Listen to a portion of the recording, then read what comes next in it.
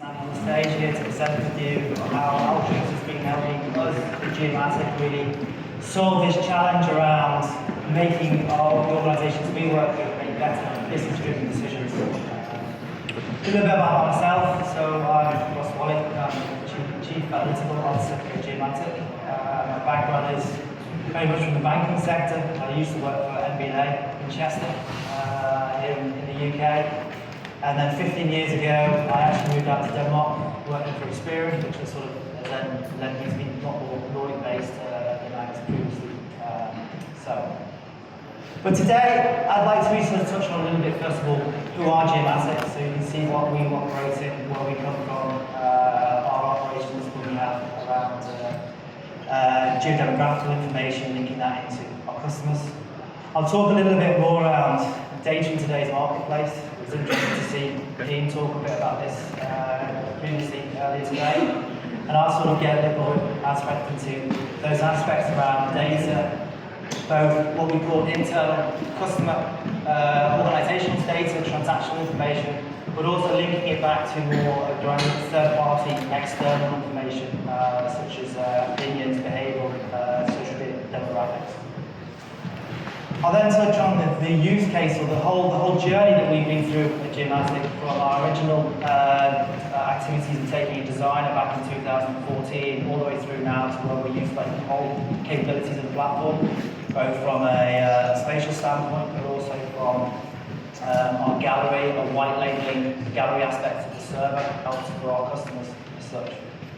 And then finally, I'm going to talk about three use cases. Two specific ones, one about a very large, the largest insurance company in Denmark, and then one around the largest postal distribution organisation in the Nordics that we're working very heavily with, how Alteryx is helping us to help them.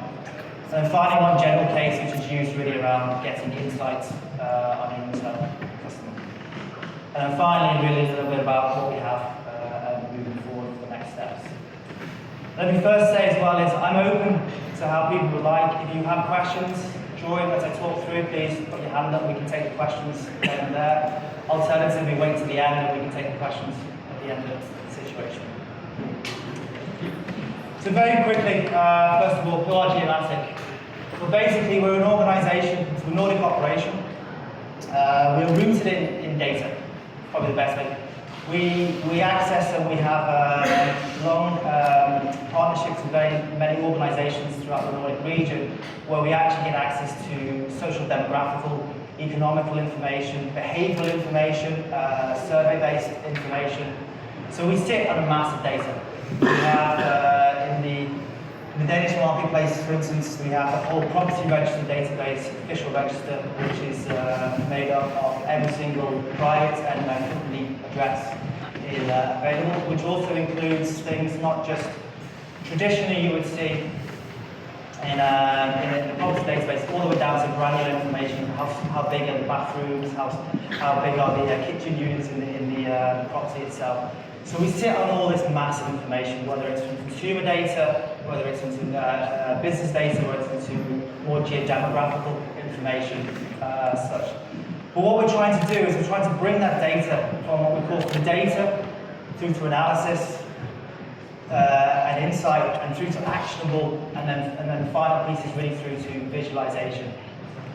I've spoken many times to a lot of different organizations which talk about what insight you can find from data, whether it's from a customer's behavioral activities. But the bigger you then build that into more predictive information, looking to build some more churn modeling, whether it's through into predictive risk modeling. But the biggest problem then we have is actually visualizing the output. So Dean mentioned before about the deployment of our algorithms into the marketplace. I'd also throw into that as well and say the challenge is actually around making the data come alive. So the big thing is actually once you've found those great, interesting facts in the data sets and analysis that you found, the insights, is how can you then present that data to make it actually come out as such.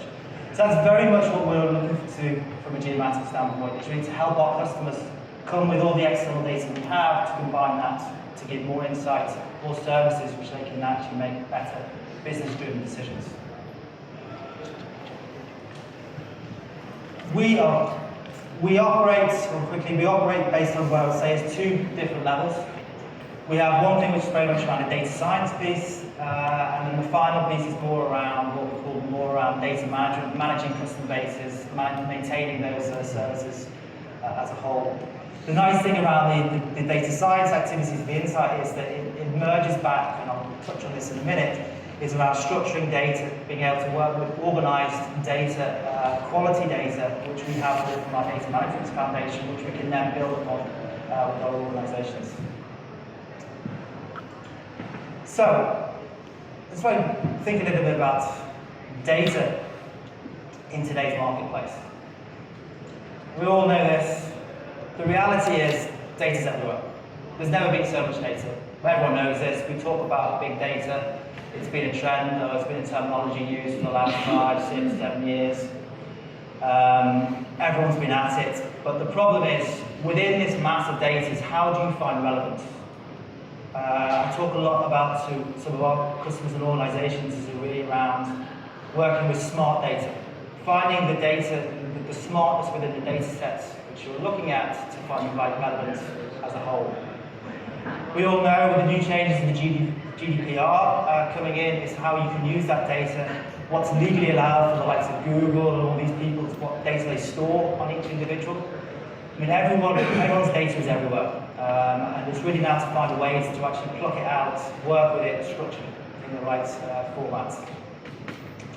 We ran a survey at Geomatic in 2016 for major, large B2B organisations in the Nordic region, and the results are very much some of the similar results that Dean was presenting for some of the other surveys that we got surveys. What we found is that organisations now state data is business critical. So everyone now has recognised from a very high level within organisations that they need to use the data to make better decisions. However, contrary to that then, it's then difficult to understand which data to work with. What should we do with the data that we have access to? How can we find the components? How do we bring it together? Whether that's working with our internal customer information, whether that's combining it out into our online behavioural information of how our customers interact with our omnichannel activities, or whether that's then trying to combine it back with external third-party geodemographical or opinion-type survey information on our customers. Data quality is very problematic. We see a lot, especially in the Nordic region, that the data's out there, but it's jargon. It's not very structured. If there's any great information, it's very difficult to get hold of, especially in the large organisations that have very big legacy-based setups. The data to extract information and pull it together is very, very complex. We also find that there is a lack of skills in development of this data. So we talk about the sort of the transition from the data scientist and where it came from previously being very much a heavy IT-like function, now to being more of a business-led activity. But again, it's to find the right people to work with this information is hard. There isn't that many data scientists out in the world at the moment. You can look at Gartner's reports when they talk about moving forward now that data scientists will be the new buzz in the whole marketplace when it comes to every organisation's need.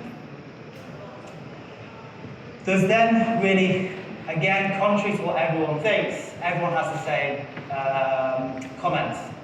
Our usage of data lags behind our competitors or our other organisations. So it's a bit contrary to the fact because everyone's saying the same thing, but actually it means that they are all actually.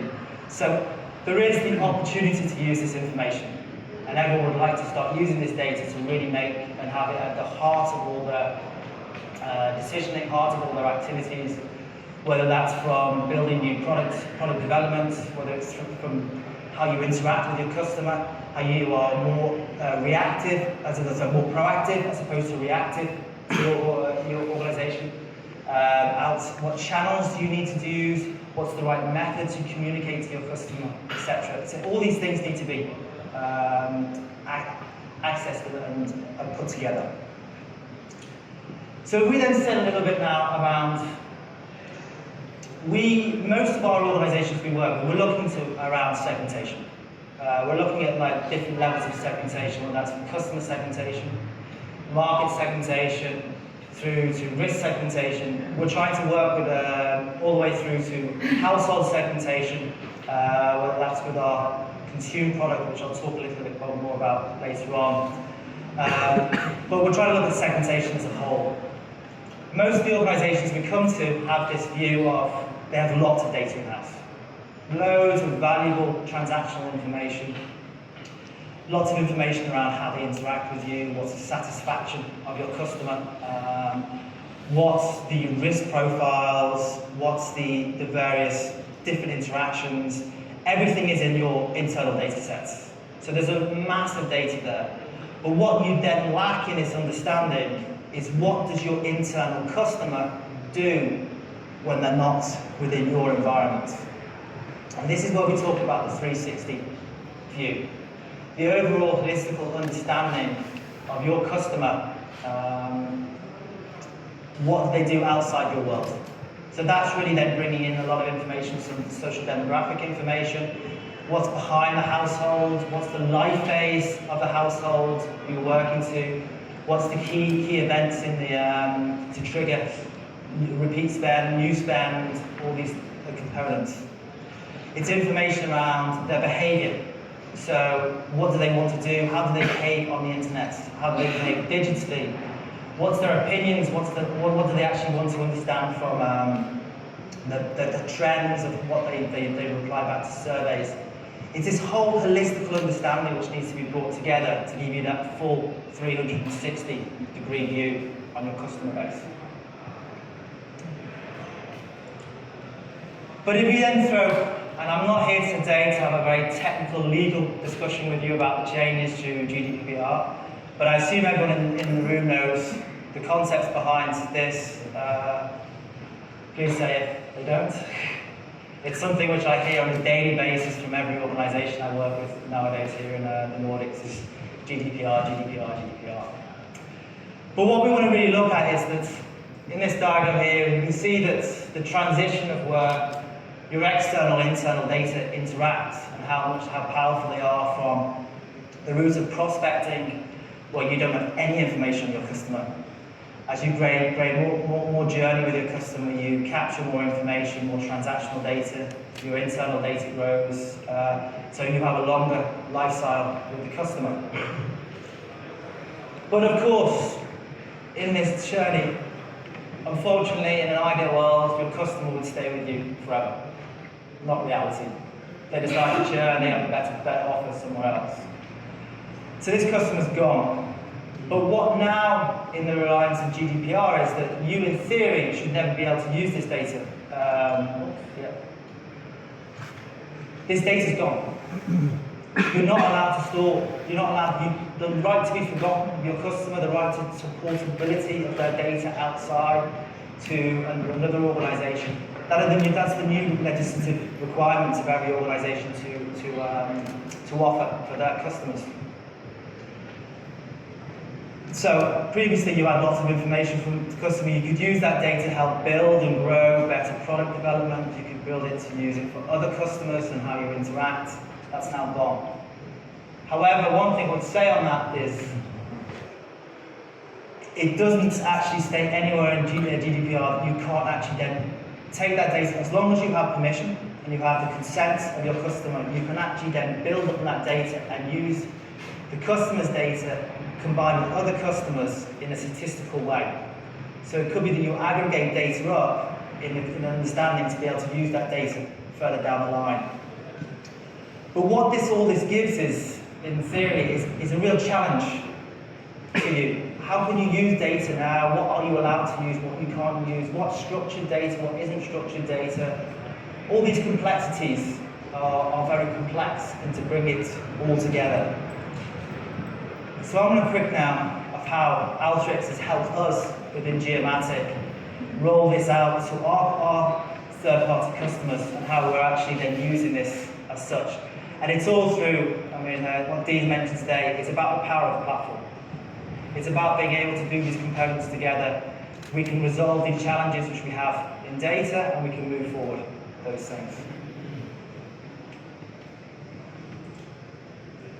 So, back in 2014, we were very sort of abstract in what we were using. We were using Python, we were using R, we were using SAS, SQL, QGIS for geodemographical understandings, we were using MATLAB, a wide variety of tool sets.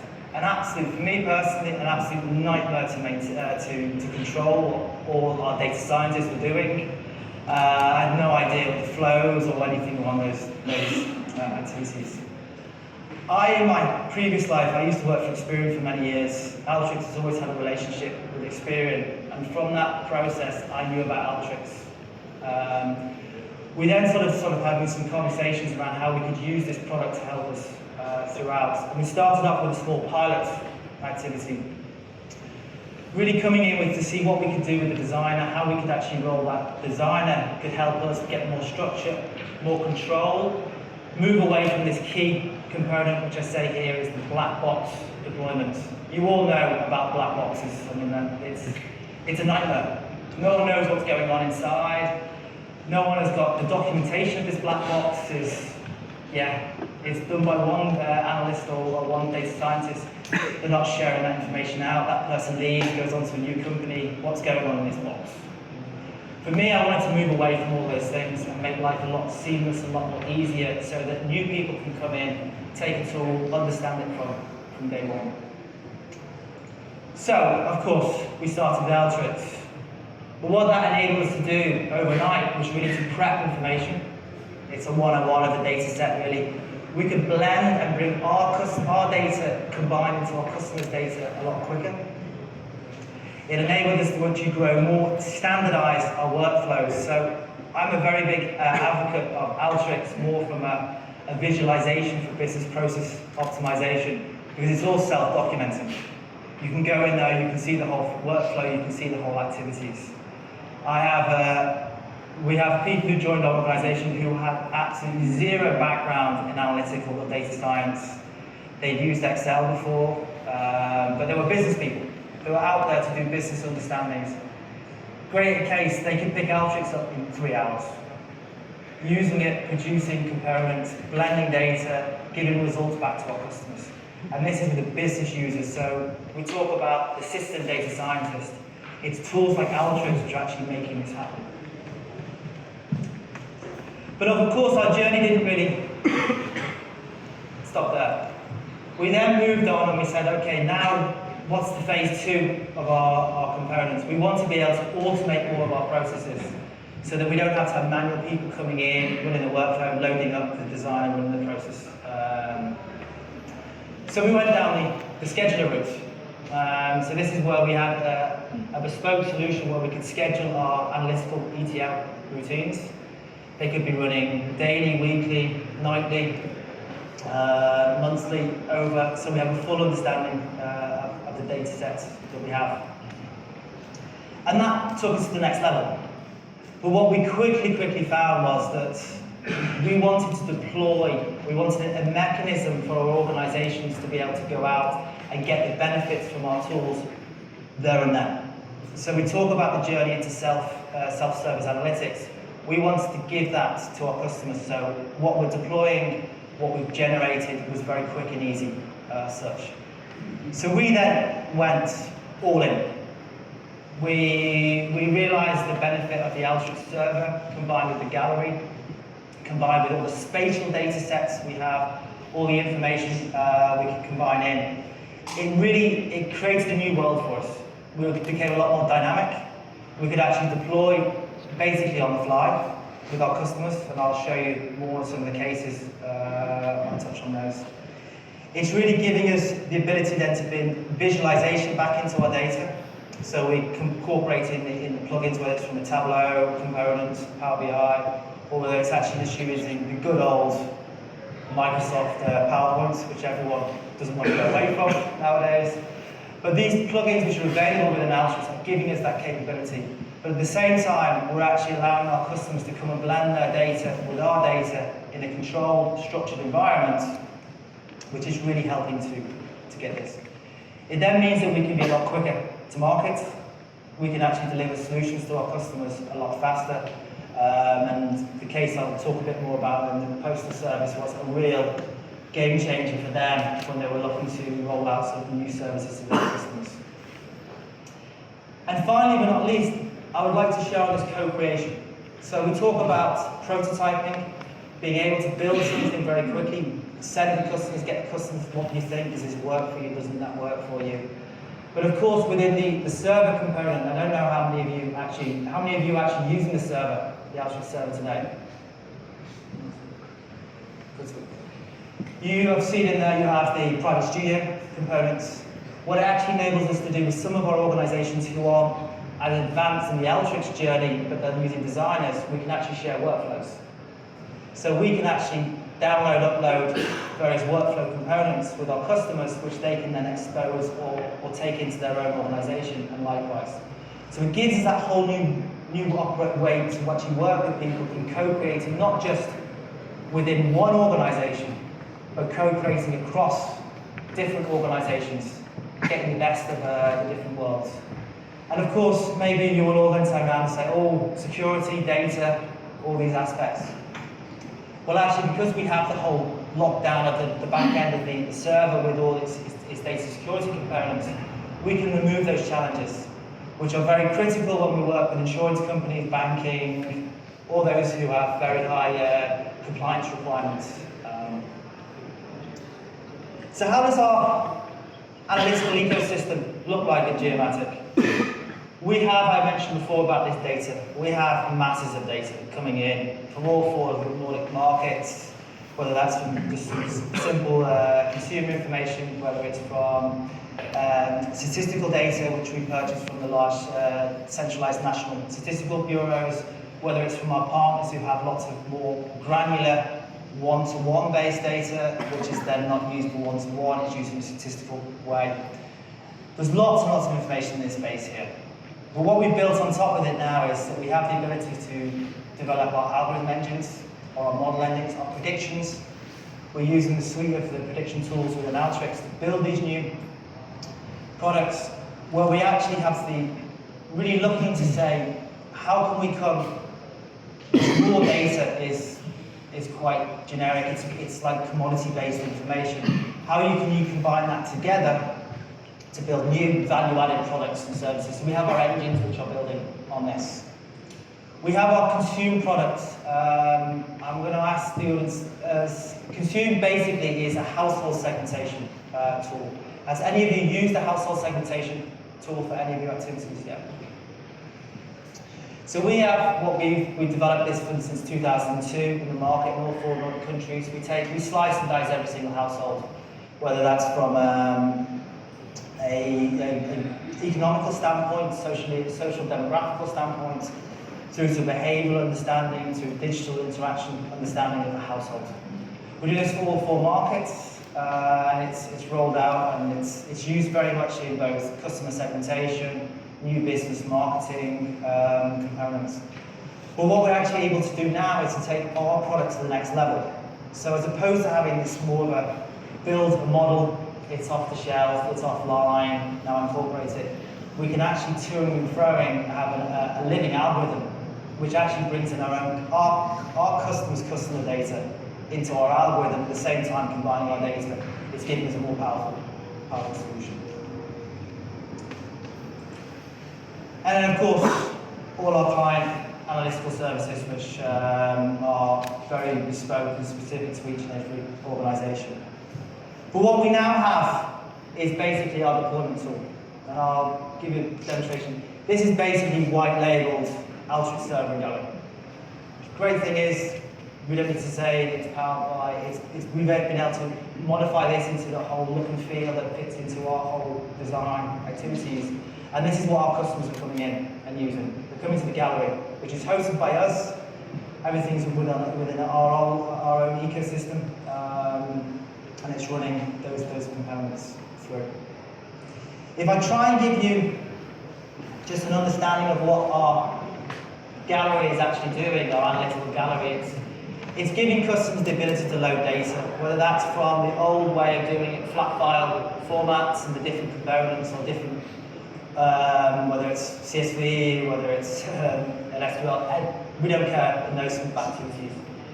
We also allow customers to interact from an API standpoint, so they can come in real time. So if they need to make real-time interactions to our tool sets, it's the same ability to come in.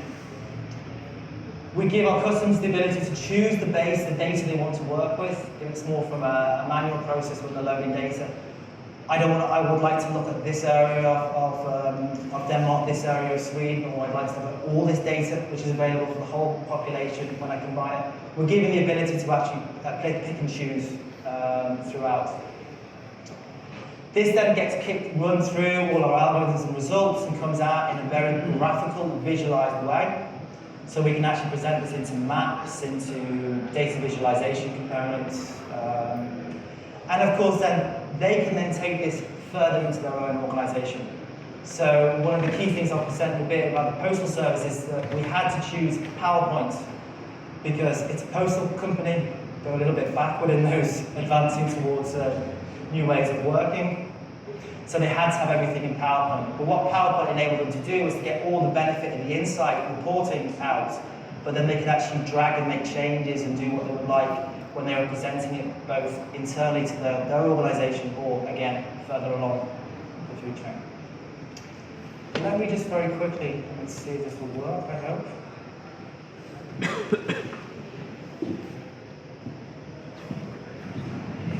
Let's see, I think so.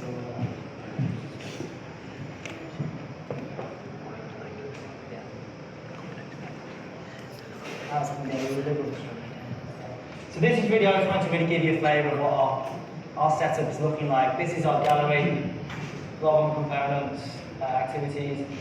We have the ability to split it down in different languages, different regions. So whether that's Denmark, Sweden, or like Finland, means our customers can come in.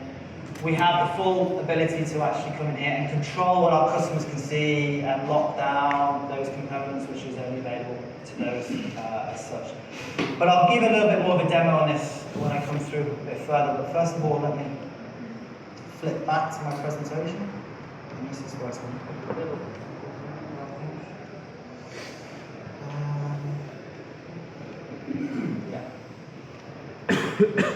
So what does it now mean for our customers? 101. They can blend their data a lot quicker, a lot easier. We structure the information, we help structure our data, which is then applicable to their information, whether that's from a straight data enrichment standpoint, or whether it's from drive time, linkage, or whether it's from spatial activity. We can get that component linked in a lot easier with our customers. We have the self-service piece. Again, we're giving tool sets out now to our customers so that they can just very quickly come in, run multiple different algorithms inside processes and components to actually then have that, take that further into their organization. So they're self-reliant. There's no need to come and talk to us and help us do things for them. Manually now, everything's in their own hands to run forward. But one of the big things I want to would like to talk a bit about is what we call business flexibility and data compliance. We all know data compliance now rules most organizations. But what we've actually got with Alteryx is the ability to, I mentioned earlier on about self-documented workflows. So you think about GDPR now and where you actually need to understand where exactly the data is being used through anywhere within your organization. With an Alteryx process set up, you can actually just dump out the data into a specific database and structure. You can self-document, you can have the whole overview available to you as such. It's really helping remove the challenges which may be compliance are now coming to you and asking, well, where's our data being used? We need to document, etc. It's all in place. We then have the thing which I talk a lot about is the co-creation activity. It means you can be a lot more dynamic. And again, I know our use case is a little bit different from a lot of organizations because we're using it outside to grow. But of course, it's the same whether you're using an Alteryx server and the components in-house or you're using them external like we are. You still gives you that ability to co-create with your customers and bring them forward. So, a few cases. First one is, as I mentioned, it's a large Nordic insurance company. It's actually the biggest insurance company in Denmark. We've been helping them for many years in many different ways, whether it's in optimizing the tariff components for risk. I will also say as well that the Danish insurance market is very different, for instance, from the UK one. It was a bit of a shock to me when I first worked with them, is that they like to meet with you personally and discuss your need for insurance, whereas of course a lot of the UK is done online, everything's there, I needed car insurance, I needed house insurance, etc. So they were looking very much for what we call an optimal lead generation. It's how to actually optimize your leads with your customers, how you can get in contact with the potential customers and how you can take that forward throughout. So that's sort of the foundation of what we were doing with them previously, or we're still doing now. But this process was very manual. We would build it offline, as it were. It was a heavy IT setup. They had customers in their own IT creating files and then transferring files over to SSP. There was a lot of people involved in these processes as well within our customers' ecosystem or setup. It was a long lead time. The business wanted leads here and now. It was taking 3 days for them to be able to start working, come out. And everything was just, as I say, only changes could be done offline. Now, since we rolled out the whole suite of the Alteryx setup, we're actually able to fully automate the whole process. Changes now go from 3 days to approximately 10 hours. And the reason why it's 10 hours again is we have a bit of an overhead from the customer to provide us with certain data sets. But we fully automated the interactions now. There's no FTP transfer now, it's over a secure connection through here. We can make changes here and now. So as we all know, marketeers and salespeople, they like to make changes like this to get things moving rapidly. We can now actually rapidly deploy and support that setup. And of course, it removes that risk of miscommunication because no longer do we have many people involved in the process. We've now got more of an automated full setup. But the results are as stated here, and it's quite a drastic change if you see it this way. From basically overnight, from having this in 2016 to what we are now in 2017. They've increased general sales per customer by 5%. And now you think how big this is in monetary terms, this is a significant amount. At the same time, they've optimized their sales representatives' time. They've optimized that customer who's going out, or she is going out to talk with the people. They've optimized, so we've actually got a full optimized process so they can get out in front of a potential customer a lot quicker, a lot earlier, with the right methods and the right components. There's a lot of other aspects involved in this as well. But I think it's actually a fantastic understanding to see how we've been able to work with using a tool like Alteryx. If we didn't have this tool, we couldn't have done this. We would have been building something, we could have potentially achieved a hard-coded solution using .NET, but it would have taken a lot of time and the outweighed the return on investment to set up. The second case I have now is around Nordic Postal Organisation. We have been working with them for many, many years. They are the biggest in the Nordics. They operate across many services, many different markets. But previously, we provide them with an online segmentation tool, a tool to be able to go in to work with the logistics, their partners logistically. How can they sell more logistical services, distribution services? They've always had an online system from us way back when. This system was home developed. So, and we talked before about hard-coded. It's a hard-coded setup. Very proud of it. It's a very, very powerful tool. But what it didn't enable us to do was really to come to the next level with the organisation here. They wanted to be a lot more adaptable in their analytical services to the customer. They wanted to have a look more at, can we look at transactional information, transactional understanding of how distributors are working, the logistics setup is a whole. They actually, and they also then wanted to look at things like RFM, analysis of recency, frequency, monetary in the whole transactional piece, and then roll that out again into more response times afterwards and how often the customers then reply back within those. And they need this setup which is available across the Danish and Swedish marketplace very, very quickly. So the result was our self-service portal. We have 3 different templates in here now. We have a customer insight report, which takes their customers' data, looks at the profiles, where they are located throughout the different markets, gives them a very, very strong insight into who they are, what they do, etc.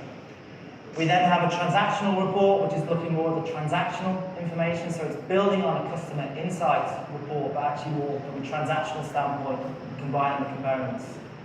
And the final piece is really looking at the response activities. So once you've run this new campaign and this new setup, you've sold some new postal distribution throughout, whether it's actually physically marketing going in the mailbox, what's the response back? So has it helped the large supermarket to actually get more customers to come in to the supermarket because they can track this information? So we've got that response link back, which means that they can optimize and see how their distributional campaigns are working with their customers linked back to the results. But with the agility of Alteryx, we were able to roll this out in 2 months. And that, for me, is for an organization we're talking around here, is astronomical. Normally, things take 12, 24 months to have a production-ready setup. But because we've moved them away and then using our portal, coming in, being able to blend and load data, they're able to do this very, very, very quickly rollout. They use it for roughly 15 different customers a month. So it has a good high volume usage on their side. And it really has significantly increased their mailings and their distributions for their customers because they've got a lot more optimal, a lot more quicker to time to market.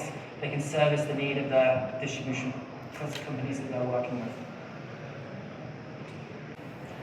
We use this for our consumer product, our household segmentation product.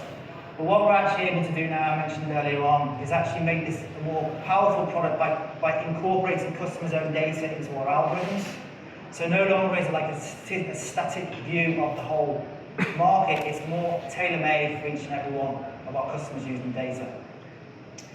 They can run these customer insight reports on the fly, so they can just come in, load up, run, get the information out, roll that out then further into their organization, which then helps them to make faster decisions and optimize what we call CRM activities, but more so in the new business area because they can mirror their best customers into the marketplace a lot quicker. So these customers over here, we make all our money from these customers. Where can I find the mirror image of that customer potential into the marketplace? Oh, it's over here, it's over here, it's over here. So they can help that process then actually to go out and target their customers better to get better results. But let's see this in action.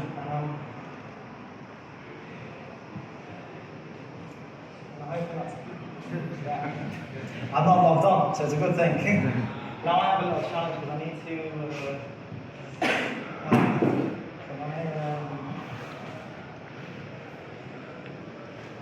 okay, I need to find a way of getting this screen back on my screen here, so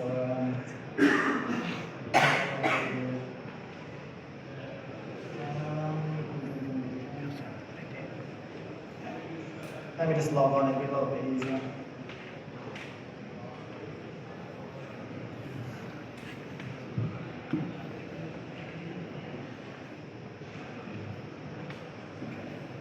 So, I'm now logged in, and you can see here now that I have my own prescribed collection set up solely for this purpose. I can log in with different users, and you can see all the different applications we're rolling out to many, many different customers. But for today's presentation, I want to keep it quite simple and straightforward.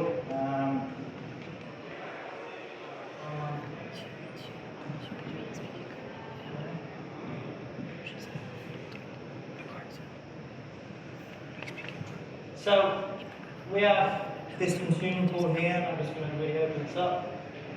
Very detailed, very simple. Customers get a description of what the report's going to do, how they're going to run through it. This is actually, we click run the capability. Customer can load their file, they can work out how we want to do what we call geocoding their file, is actually how to link their data back to a physical address, activity. We can then actually look at various customizations of the report to see whether do you want the whole of Denmark, do you want to look at different regions, do you want to load up your own customer base throughout. It's just really giving us that capability to actually standardize activities for our organizations to run this through. But due to time, and because I've got this, I have prepared one earlier, so for us to see, but I'd like just to show you the.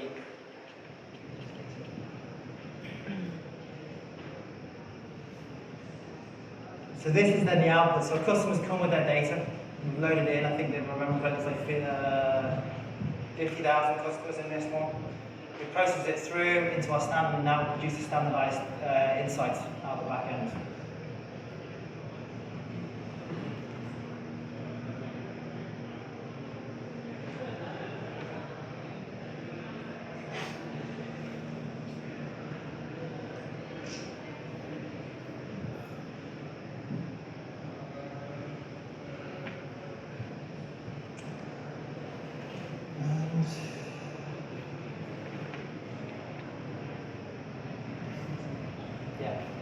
So this is where we've actually used, so this is the output, we've standardized the whole report output, giving distribution information, insights into the customers.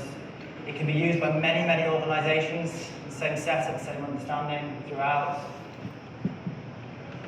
Seen some of these activities you've seen earlier on. What's actually in there, going into the reports as such. All the way through to looking at how to read it, to understanding what type of customers do you have in here, what was the match rate on the customer base, what can we identify. We can see that the income level here is higher compared to the general population. So you're actually working with a lot more a household with high disposable income and higher opportunities to buy, purchase with a higher value than other households. And so on and so forth. We have the ability to see where they're located index-wise within Denmark. So what I'm just trying to show here is that this is now opened up new avenues for us because we have the gallery component to be able to roll this out, standardized for our customers. And so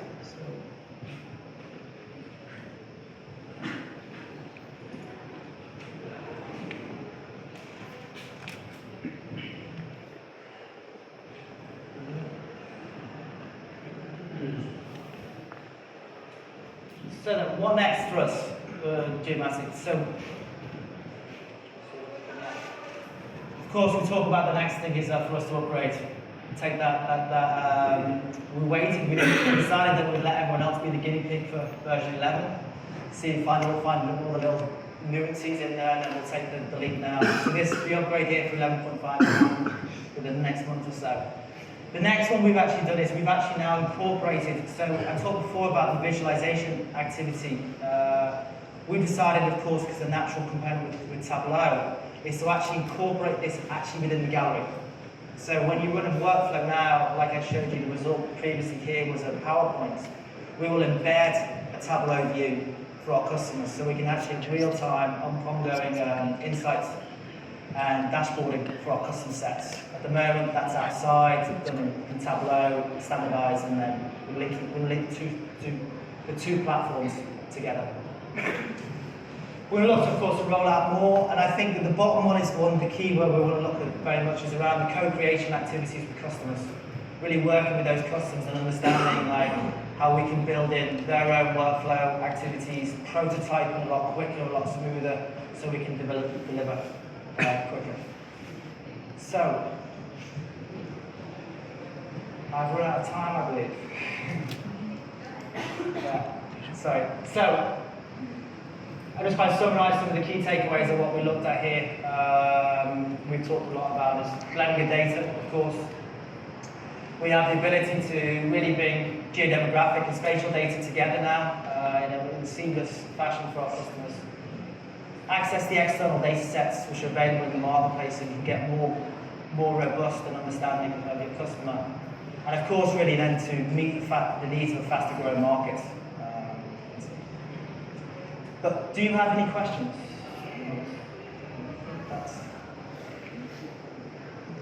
Yes.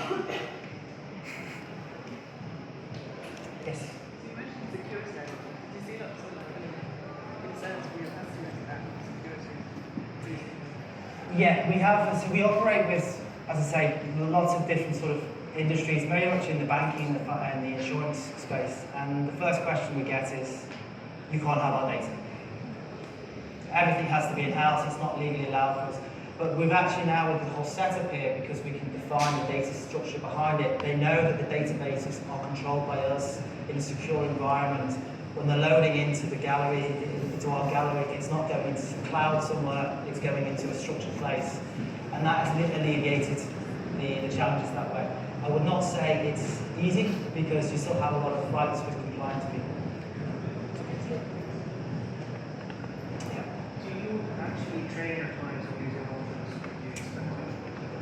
For us, we have some, as I say, some customers already have Alteryx Designer, but we're not training in Alteryx, we're using Alteryx to deploy our services to them.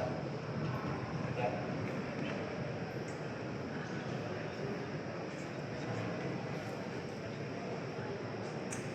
Any more questions?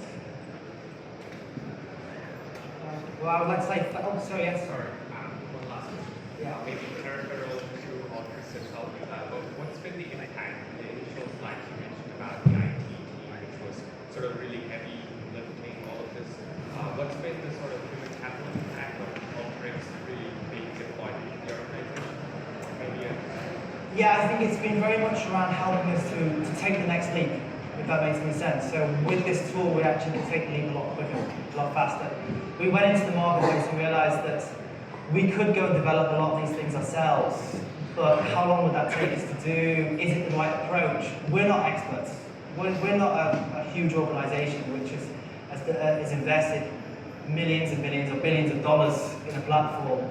Why should we go and get the benefits of those platforms, which we can then plug in to our setup? So that was very much around our decision when we made this.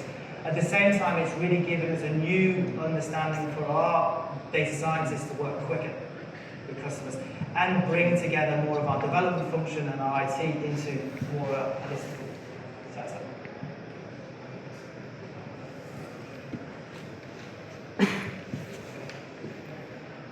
No more questions? Well, thank you very much.